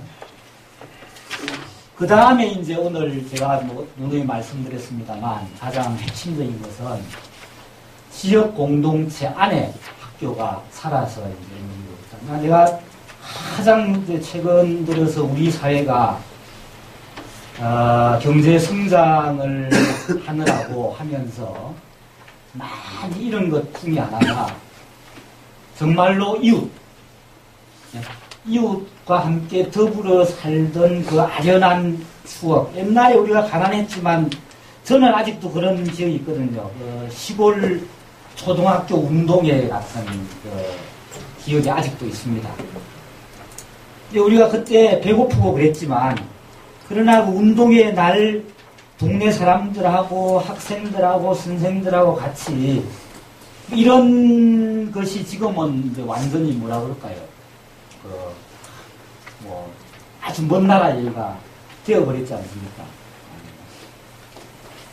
우리가 이제 경제 성장을 하면서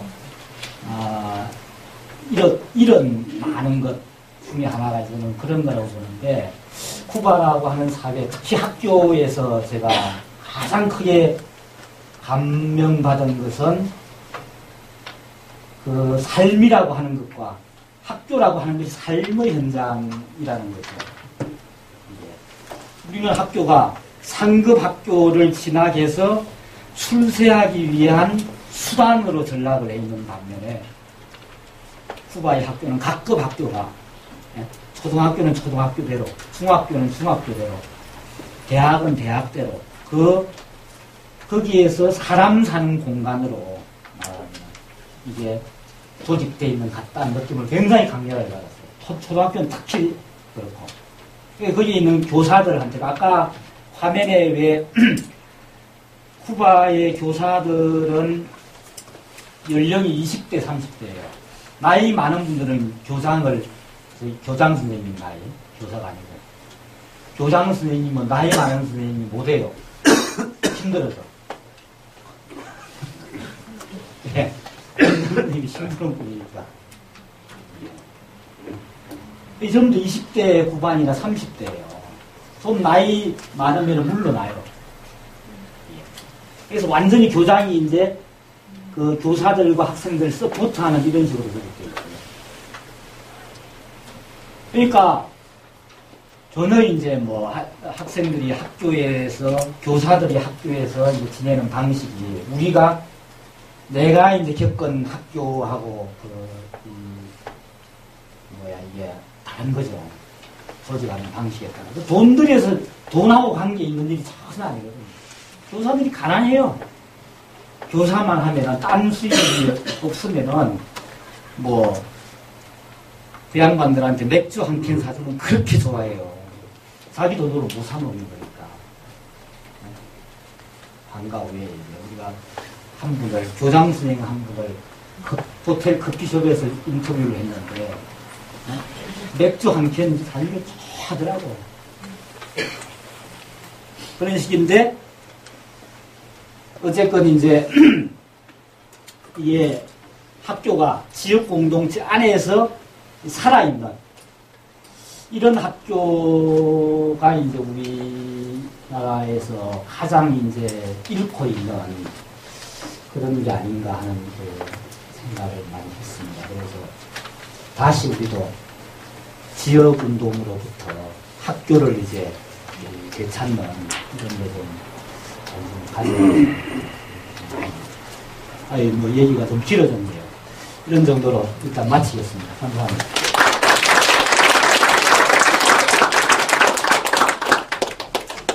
궁금한 거 있으시면은 읽으시고 질문해 주시면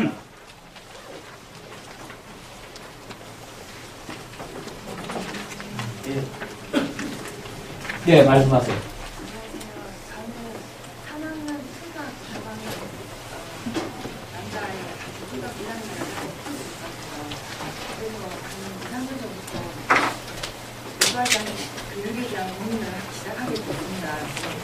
제가 여쭙고자 하는 내용은 첫 번째는 대학 교육의 문제인데 지금 우리나라 우리가 실제로는 대학을 목표로 하는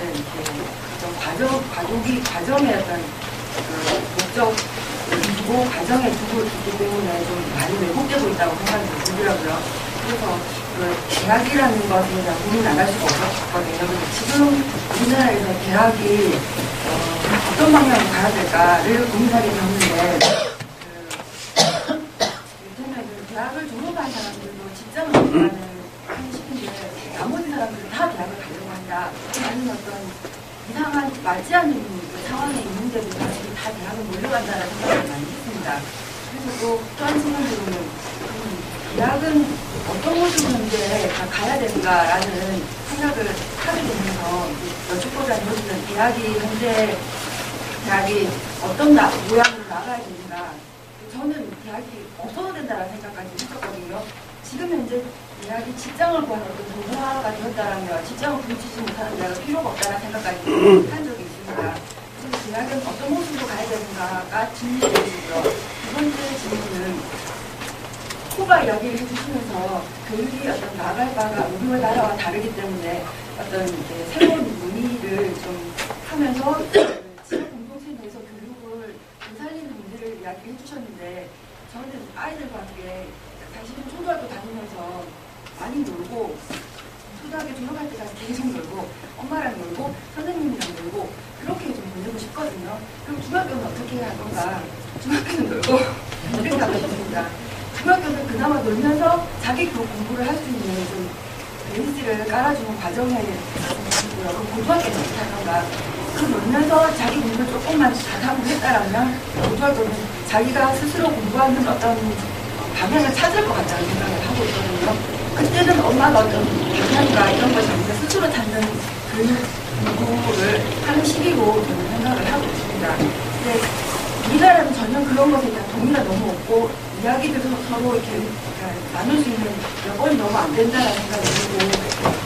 이야기를 하시면서 우리나라 내에서 어떻게 이런 이야기들을 이렇게 좀 뭐라 그러지 확대시켜서 제도화할 수 있는 방향, 이런 어떤 큰 꿈을 가질 수 있는 어떤 그런 뭐라 그러지 계기를 만들 수 있을까? 혹시 생각하시는 부분 있으시면 여쭙고 싶습니다. 예, 시간만 되면은 강의 하나를 더 하고 싶네요. 사실 지금 그 질문하신 고민이 여기 계신 뭐 대부분의 스님들이 공통적으로 가지고 있을 법한 고민이 아닌가 생각되는데요. 어디에서 답변을 드려야 될지. 우선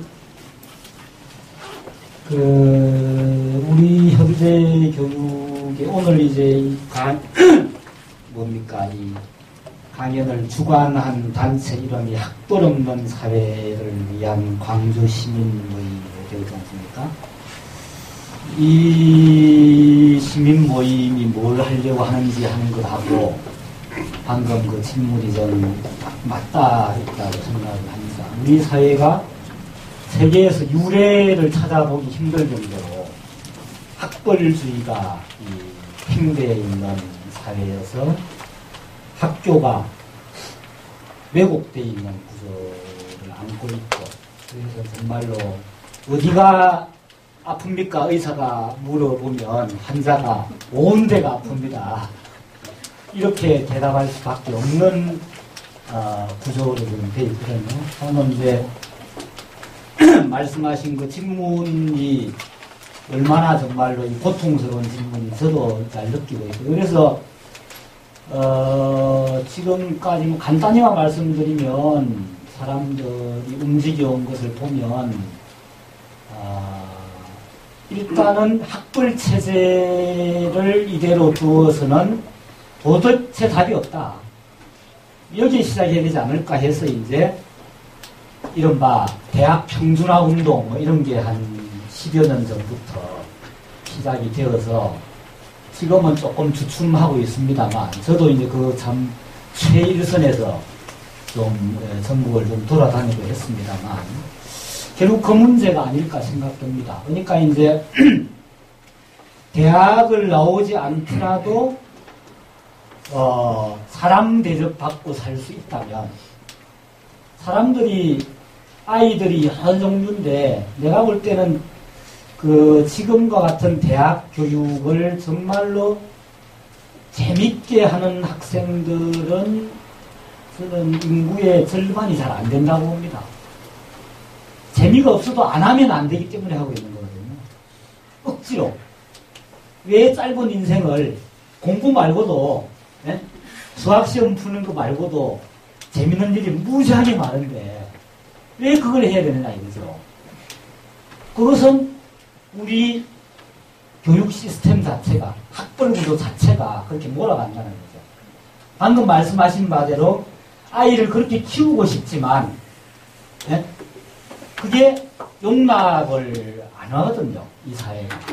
구조로 작용하기 때문에. 그게 좀 어려운 문제죠. 그래서 제가 답변을 시원하게 드리기는 힘들고, 그 답변을 구하기 위해서는 저는 지금 우리가 처한 이 현실을 좀 더 냉철하게 분석을 좀 해봐야 되지 않겠느냐, 이런 주문을 오히려 좀 거꾸로 드리고 싶습니다. 제가 거기에 대한 해결책을 내는 것은 좀 저로서는 범위를 능력을 넘어서는 그런 문제가 이렇게밖에 말씀드릴 수가 없네요. 예. 뭐 조금 미진한 것 같은데 말씀하시죠. 후보 이야기를 들으면서 질문을 할 필요가 없었던 건데 다시 하게 되었던 이유가 뭐냐면, 세대가 다르기 때문에 저런 교육이 이루어진다라는 말씀을 하신 거지 않습니까? 저는 체제가 조금은 그러니까 요동친다고 생각을 하거든요. 어떻다고요? 그러니까 체제가 지금 뭐라 그러지, 포화 상태 한계 지점이 좀 있는 것 같아요. 그래서 그 체제를 이제 어떻게 떠받치는지 잘 모르겠지만 교육 시도도 뭔가 변화가 있지 않으면 안 되는 측면에 좀 와 있는 것 같아요. 근데 제가 느끼니까, 그냥 살면서도 느끼니까, 그래서 지금 체제에서 존재하는 교육 질서가 아니라 조금은 바뀔 수 있는 어떤 여지가 우리 조건에 좀 있을 수 있다고 저는 생각을 해요. 이를테면 대학도 완전히 붕괴됐다고 저는 보거든요. 교육 질서를 조금은 사람들이 생각을 모아서 방안, 좀 더 선진화된 방안, 체제가 좀 유연해지면 우리가 만들어낼 수 있는 어떤 방안 이런 것들을 좀 공론화되는 흐름이 있었으면 하는 바람이 있거든요. 그게 많이 맞는지는 모르겠지만 여하튼 저는 뭔가 달라질 수 있는 시점이 와 있다고 생각을 하고 이것이 이전처럼 그냥 너무 질서 속에 이거 변하지 않을 거다라고 생각하지 않기 때문에 과감하게 저는 이야기를 그래서 그 말씀도 일리가 있는데 문제는 우리가 역사를 보면 노예제도라고 하는 지금 생각하면 있을 수 없는 제도가 수천 년을 가지 않습니까?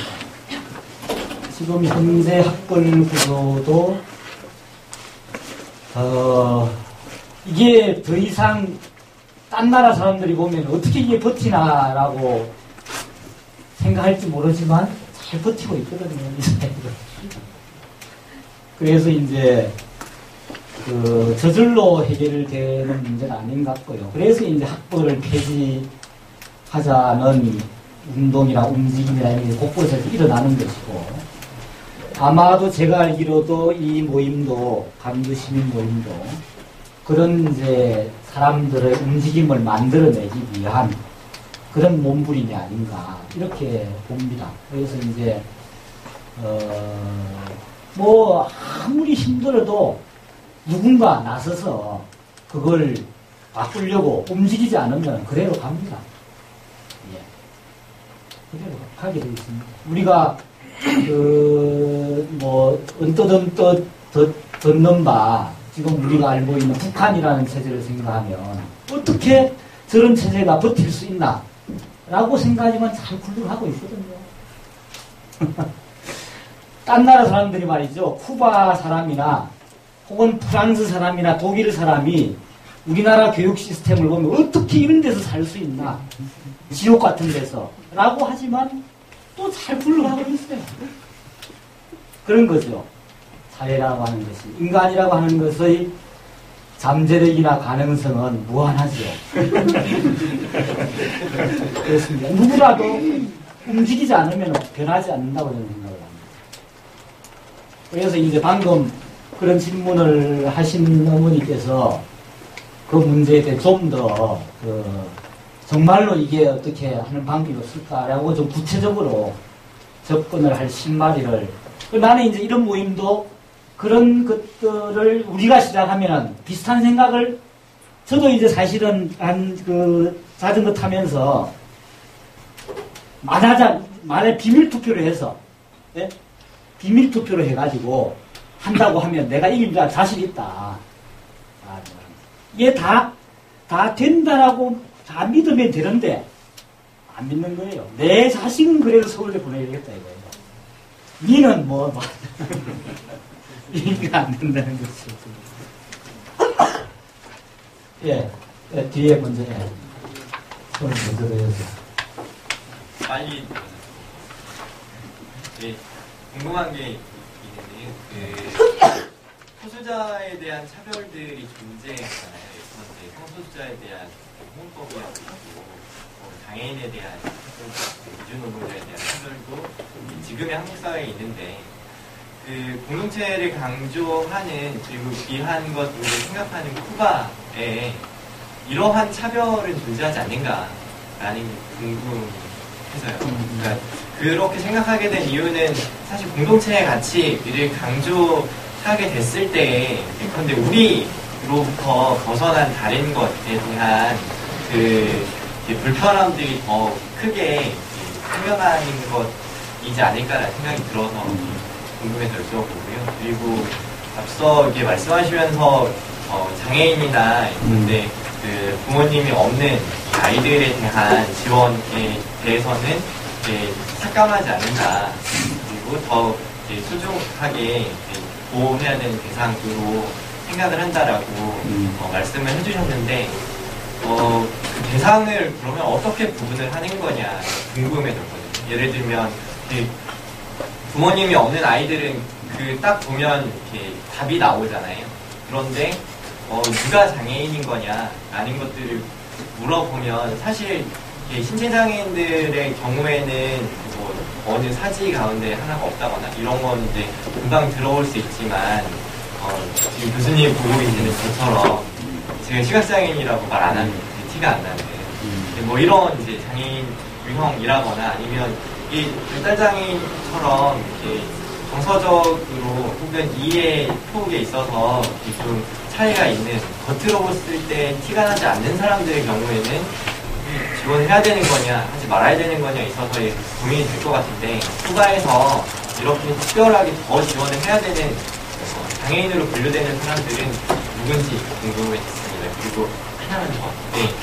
그 공동체 내에서 허용되지 않는 범죄 혹은 허용되어서는 안 된다라는 행위를 했을 때 그 행위를 한 사람들에 대한 그 쿠바 사회의 태도는 어떠한 것입니까?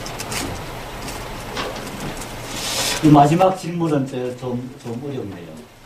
쿠바 사람들의 태도까지 어떻게 제가 연구할 시간은 별로. 장애인은 뭐 시각장애는 뭐 당연히 뭐 포함이 된다고 봐야겠죠. 여러 종류의 장애가 있을 수 있으니까 통계적으로 어떤 추정은 우리나라에도 장애인을 한 10% 가량으로 보는 경우도 있다고 그러던데.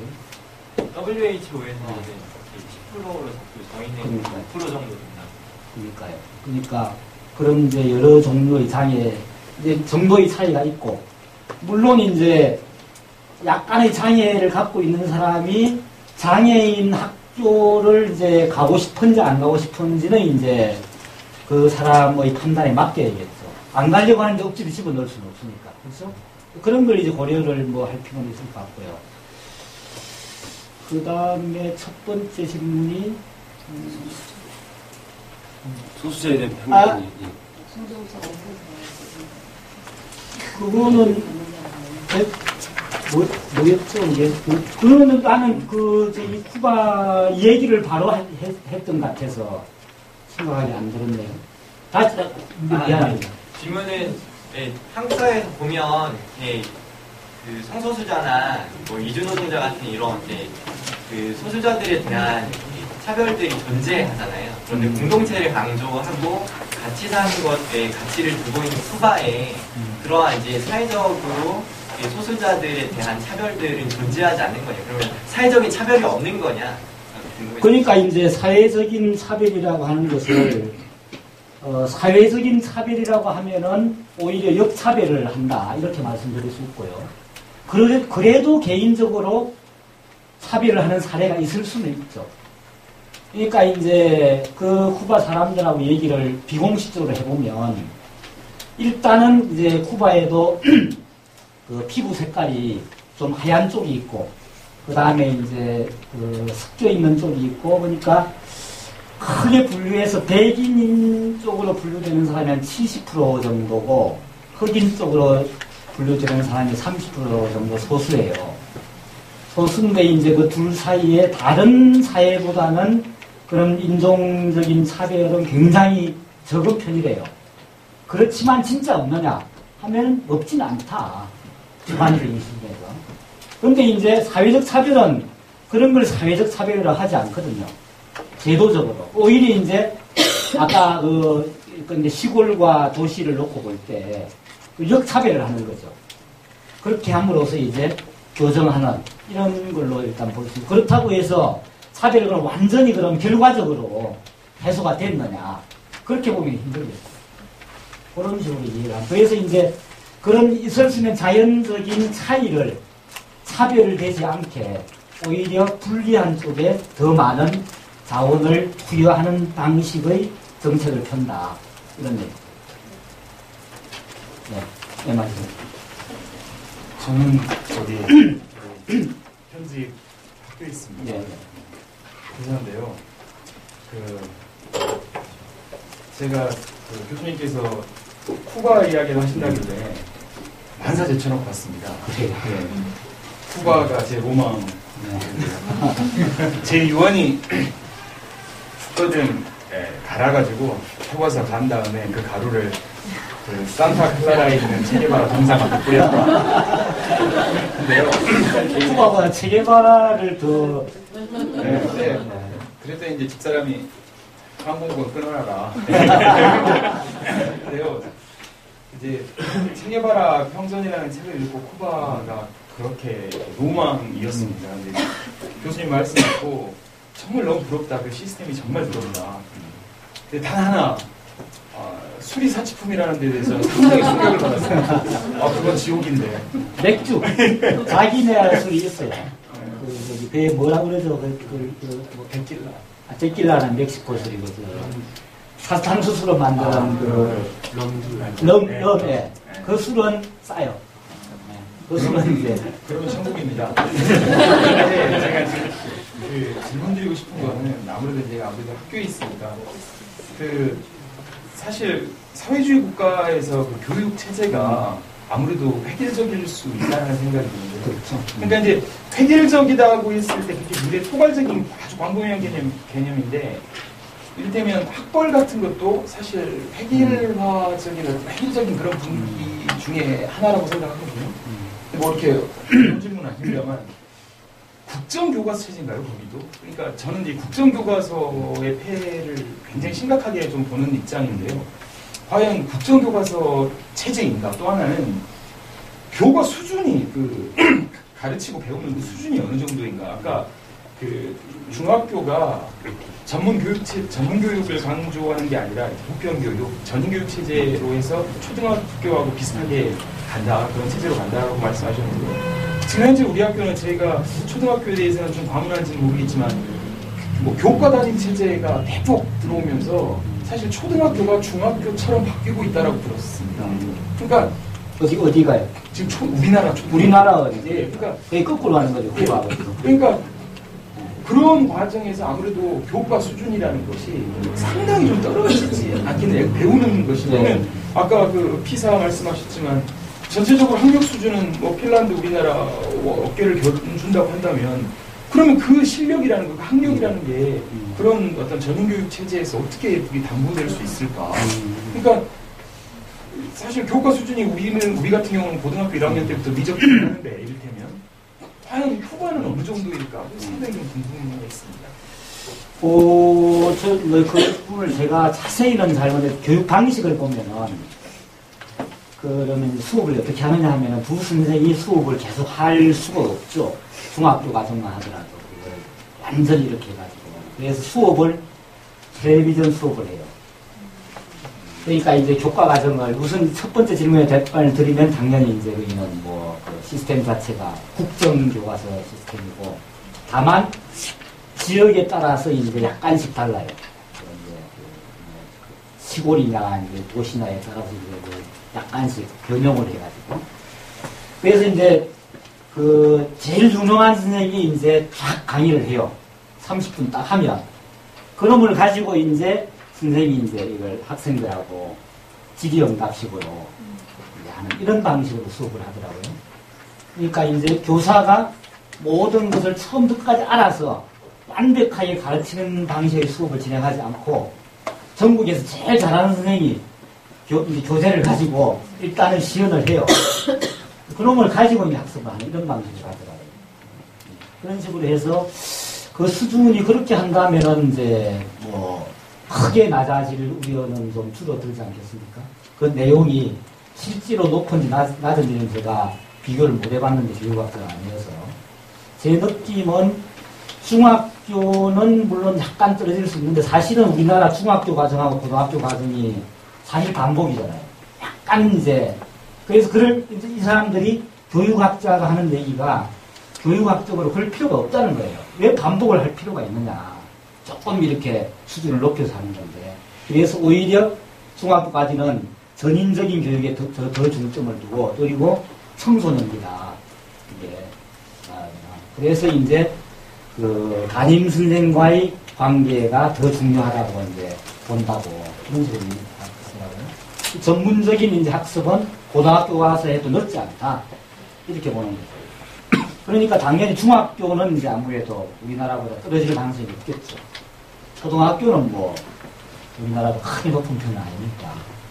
근데 초등학교를 말하자면은 이제 우리 식으로 그 계속 전담 교수화제 이런 식으로 가면은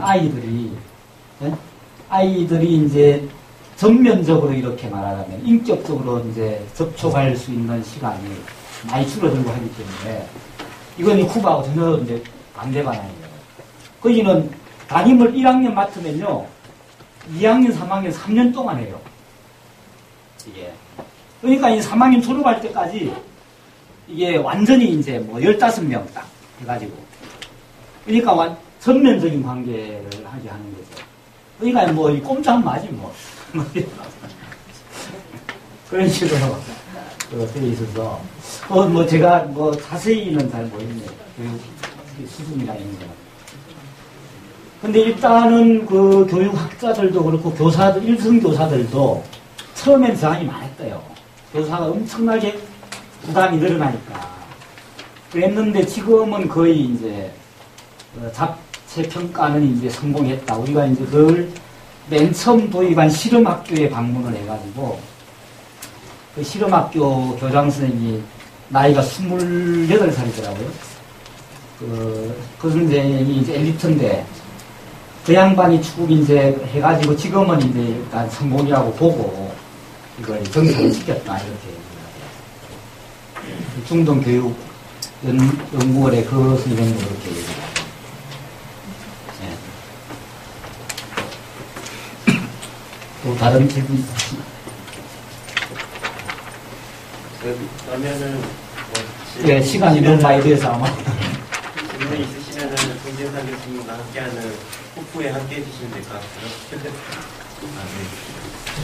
죄송합니다. 네, 강의를 좀 앞서도 될까요?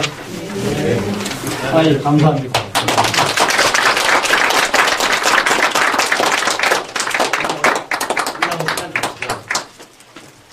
지나가니까 혹시